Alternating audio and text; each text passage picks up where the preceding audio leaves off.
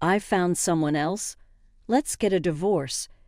In the midst of our catastrophically broken relationship, my husband Mike asked me for a divorce. Mike always berated me for my lifestyle choices, but without any objections, I agreed to the divorce because I knew the real reason why he wanted to divorce. Fine, there we go. I signed a lawyer's contract. When I handed it back to Mike, he looked at me, puzzled by my lack of resistance. I'm not going to refuse the divorce. I'll make sure you see help in this world. Right after the divorce process started, I was on my way somewhere. My name is Christine.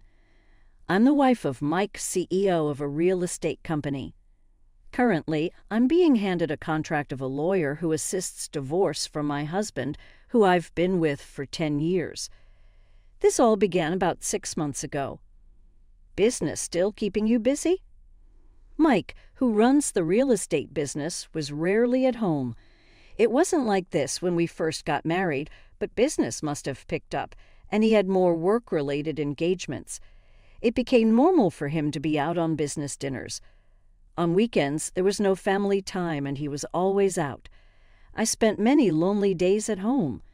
We don't have children, and every time Mike left me alone at home, I wondered if it was because I couldn't give him a child.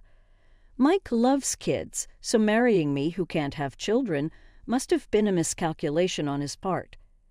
After being married for over 5 years, our intimacy dwindled. One day, I reached my breaking point and tried to negotiate some family time with Mike. After dinner, Mike was indulging in his hobby. I stood in front of him and tried to talk to him, but he didn't respond. I saw it as Mike wasn't paying attention to what I was saying, as if he was too engrossed in a radio broadcast, probably a horse race. Come on, go there, pass them. Mike continued to cheer with enthusiasm, clenching fists. He didn't even notice me right in front of him. He didn't seem to care, probably because I was not even in his field of vision. How is this even a marriage? Normally, if someone's standing right in front of you, you'd notice, right? Am I the one with the skewed perception? As I was lost in these thoughts, Mike, presumably after the end of the race, slammed his headphones onto the couch and started ranting. "Damn it, what's that jockey doing? Get it together, man. I put a lot of money on this." From his words, I figured he was listening to a horse race. I tried to speak up, prioritizing our marriage over a horse race. "Hey, I have something to discuss, can't you see?" "I'm not in the mood for idle chatter right now." "What's so important?" "If you have something to say, spit it out." Mike, clearly frustrated from his loss, snapped at me. I was disappointed by his rough words and bad attitude. "Why do I have to bear the brunt of your frustration from a lost bet?" Before I knew it, my sadness poured out in words, and Mike, who heard my remark, shot back in an irritated manner. "What did you say? I've been patiently waiting for your horse race to finish because I needed to talk. Why am I being treated this way? What have I done?" Perhaps I felt lonely being ignored whenever he was home. It seemed like he would spend time on his hobbies and never think about me. As long as she provides money, it's fine. It became clear he was only with me for this reason. During our argument, "Would you quit nagging already? You're always whining. You're hardly ever home, and when you say you're working on the weekends, you're out entertaining. When you are home, you're lost in your world. What am I to you, a maid? I didn't marry you for this." That was the moment when all my pent-up feelings exploded. I had never raised my voice like that before, but I couldn't bear Mike's cruel words and actions. When we were dating, he was devoted and always treated me like a princess. He always put me first in everything and loved me endlessly. Having spent days filled with love, I believed marrying him would ensure a happy marital life. That's why I accepted his proposal. Initially, everyone was envious of our close relationship. Everyone was like, Mike is a catch, isn't he? Blessing our union. I thought the happiness would last, but that only lasted the first 2 years. After that, his selfishness and arrogance took over, and now I feel like nothing more than a maid. I'd cater to his picky eating without complaint, clean like I was being followed by an overly critical mother-in-law, and subjected to strict checks as if not allowing even a single speck of dust. I've even endured being ridiculed in front of relatives because we couldn't have children. Thankfully, my real mom stepped in, but the bullying from Mike never stopped. I've been insulted numerous times when we were alone. I endured these humiliating days because I remembered the kind Mike I fell in love with. The love he gave me back then made me feel indebted, allowing me to smile through the worst. But what about now? The Mike in front of me seems like a completely different person. He yells at people based on his mood and finds my existence bothersome. Why would he live with someone like me? I'd rather he just throw me away if he finds me that bothersome. As these sad thoughts crossed my mind, Mike said the unthinkable. You've become a drag. You used to be obedient and pretty cute back in the day, which is why I married you. I didn't expect you to become this annoying, wrinkled old lady. You frustrate me. You can't even have kids. What kind of wife are you? You're more like a maid. That's the way you are now. His words left me devastated and speechless. He doesn't see me as a woman anymore. I had a hunch, but hearing it directly from him was a massive shock. What were these 10 years for? I devotedly supported Mike as he worked hard, believing he loved me. I believed this rough patch would pass, and we'd return to our happier days. I believed I was the woman he cherished the most. Yet now he looks at me like I'm trash, showing clear irritation. Is this the reward for supporting him for 10 years? If so, this feels like a cruel joke from the universe. My feelings of sorrow are turning to hatred and then to anger. Being around you exhausts me. Unable to speak, I clenched my fist. Seeing me, Mike, annoyed, grabbed his cigarettes and went outside. His pants had his wallet and cell, so he probably won't come back tonight. As I thought, he didn't return that night. Staring at the door Mike left from, I was dumbfounded. I remembered the fun times, the days when I felt happy. My memories flashed before my eyes, and soon in the solitude I found myself crying out loud. That fight caused a significant rift between Mike and me. Perhaps sick of seeing my face, he'd come home late and leave after just changing clothes. I was too scared to talk, fearing his sharp words. If you were to ask for a divorce, I have nowhere to go. My parents passed away in a car accident right after I got married. Within a year of losing both of them, I felt like an empty shell, completely devastated. The one who supported me through it all was Mike. I genuinely believed from the bottom of my heart that marrying him was the best decision I ever made. From then on, Mike was my only family. I had no one else to turn to. The only connection I had was with my in-laws, but I could never bring myself to burden them with my woes. Even though they were incredibly kind to me, I believed no parent should have to listen to such complaints about their child. I even worried that if I said something wrong, they might end up disliking me. Back then, I was so timid, always afraid to take action. I started to believe that I might spend my entire life just being there for Mike, almost like a housekeeper. Many nights I lay in bed, these thoughts making me cry. Then, after a while, Mike came home in a surprisingly good mood.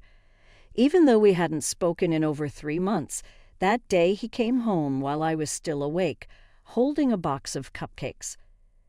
Christine here. What? I looked at him, startled by his sudden change in demeanor. Seeing my reaction, Mike laughed awkwardly, tilted his head, and said, "Take it." I'm sorry for how I treated you that day. I regret being so cold. I want to go back to the happy days with you. Can we make up?"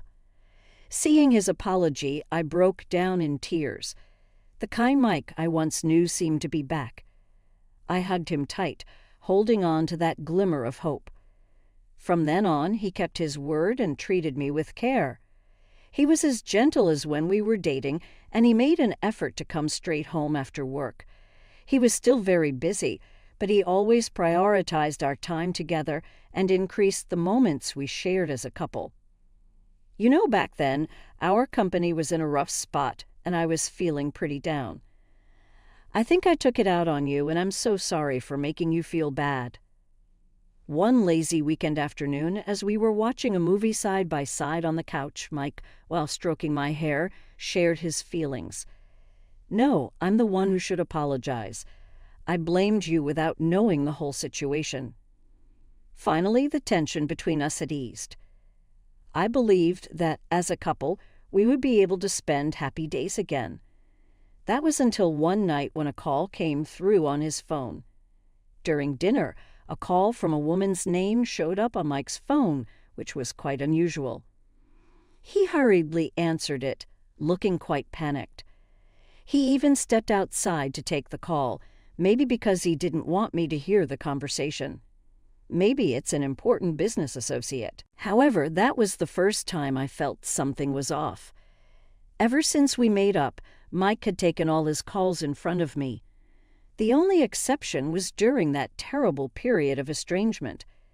Back then, thinking about it now, he'd always avoid taking calls in front of me. A sinking feeling crept in. Trying to get to the bottom of it, I probed.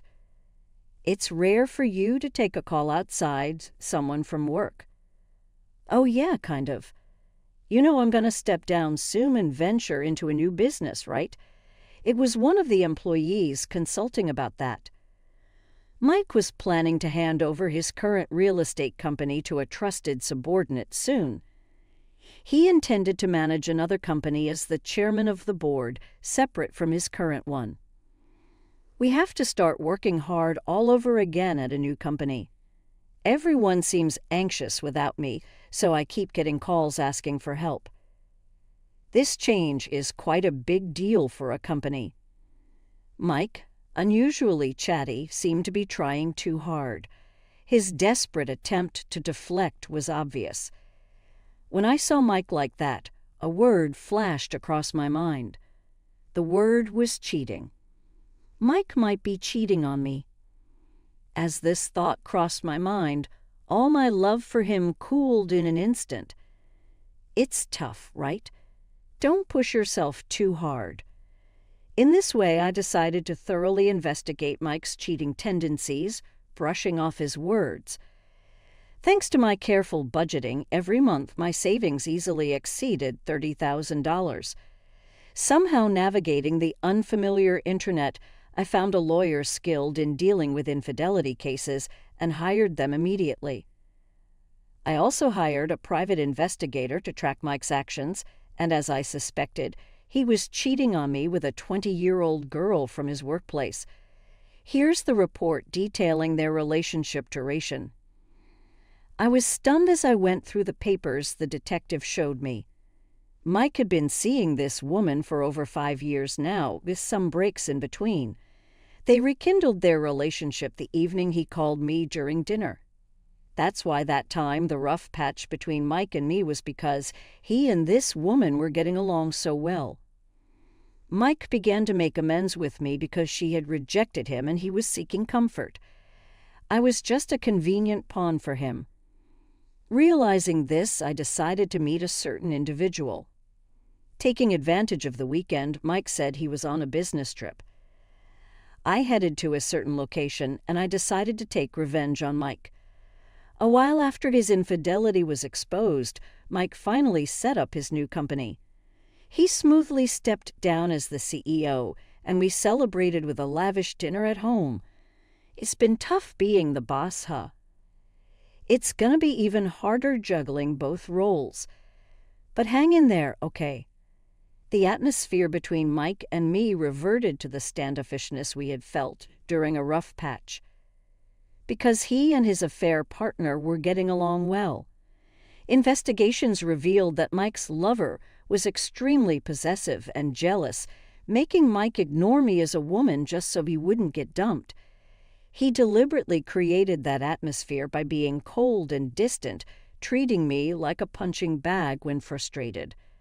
She took advantage of the fact that I wasn't on social media and spilled everything on her own accounts. The detective found this, giving away all their thoughts. Thanks to this, I had all the evidence I needed. Now all that was left was... While I was thinking about this, an irritated Mike let out a deep sigh and handed me a piece of paper. I don't want to eat your cooking. Wasting money on this? Do you even realize who keeps you afloat? I wasn't giving you money every month for you to waste it like this. Mike stared at me furiously, but his gaze didn't intimidate me. I looked at the piece of paper he handed me, and the word divorce jumped out at me. I found someone else. Let's get a divorce. Mike, without any shame, demanded a divorce as if it was a given. He probably thought that with the mental toll of the past 6 months, I'd accept a divorce readily. Though I saw right through him, I chose to remain silent. Fine, there we go. I quickly handed a signed contract of a lawyer who assists divorce back to him with a big smile. Seeing this, Mike was dumbfounded. He seemed to want to ask why so easy, but before he could, I began packing. But since I had seen his lover's social media and knew he was going to ask me for a divorce today, all I had to prepare was a bag with my essentials. I'll arrange for the movers myself. Let's settle the rest through our lawyers. Goodbye. Ignoring Mike's attempts to call me back, I swiftly left the house where, despite its hellish atmosphere, I had undoubtedly shared some happy moments. I say goodbye to the house and to a certain place. To comfort her, I smiled gently, handed her a medical report, and revealed the shocking truth. You know, that kid isn't Mike's right. I dropped that bombshell, and his mistress looked stunned and panicked. Mike, in a fit of rage, began to confront her. He had to be held back by his father and the other men. I successfully drove a wedge between Mike and his mistress, leading them to break up. She ended up raising the child alone while Mike begged to come back to me. But of course, I turned him away. I also proceeded with the divorce and got a decent chunk of change from the division of property through my lawyer, presented with all the evidence. Mike was utterly defeated and complied with everything the lawyer demanded. After that, with the help of Mike's parents, I began working as a secretary in a company owned by his father. If there's anything we can do to help, just let us know. It's not about making amends for him. We truly see you as our daughter, Christine. His mother thanked me for seeking their counsel during those times. Even though you were going through so much, you were always kind to us. We looked forward to your letters and gifts, always hoping you'd visit us soon, she said, showing me the letters and dried flowers I had sent, which she stored carefully in a keepsake box. You can always lean on us if you want. Don't be shy, consider this your second home. Mike, who was disowned, was not allowed to even set foot in the Smith residence. By a month's time, he stopped trying to forcibly visit. Now that things have settled, I live with his parents. His mother, concerned about me living alone, invited me to stay. Why don't you become our adopted daughter? They loved me so much, and now I live happily with them just like their own daughter. Thanks for joining us. Like and share this video. Don't forget to subscribe, Legacy of Revenge, and press bell icon